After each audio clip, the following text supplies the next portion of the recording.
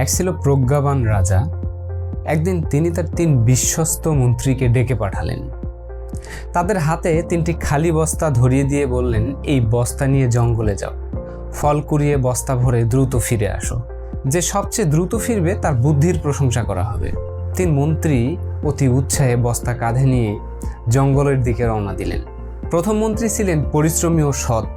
তিনি ভাবলেন, রাজার আদেশ পালন করতে হবে, শুধু সেরা ফলেই বস্তায় ঢুকাবো। তিনি জঙ্গলে ঘুরে ঘুরে পাকা কমলা, মিষ্টি, আনারস কুড়িয়ে বস্তা ভরে ফেললেন।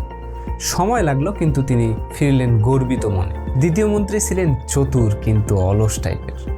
তিনি হাসতে হাসতে ভাবলেন, রাজা কি আর প্রতিটি ফল খুঁটিয়ে খুঁটিয়ে দেখবে নাকি?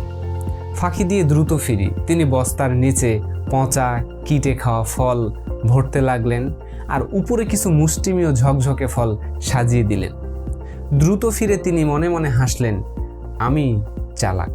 তৃতীয় মন্ত্রী নিজেকে সবচেয়ে বুদ্ধিমান মনে করতেন। তিনি ঠাট্টা করে মনে মনে বললেন, রাজার সময় কোথায় বস্তা খুলে দেখার? শুধু ভরা দেখলেই তো তিনি খুশি হবেন। ফলে পরিশ্রম বাদ দিয়ে তিনি শুকনো পাতা, ঘাস, ভাঙা কাঠ, এমনকি পাথর পর্যন্ত বস্তায় ভরলেন। তিনি প্রথমে, অর্থাৎ সবার আগেই দরবারে হাজির।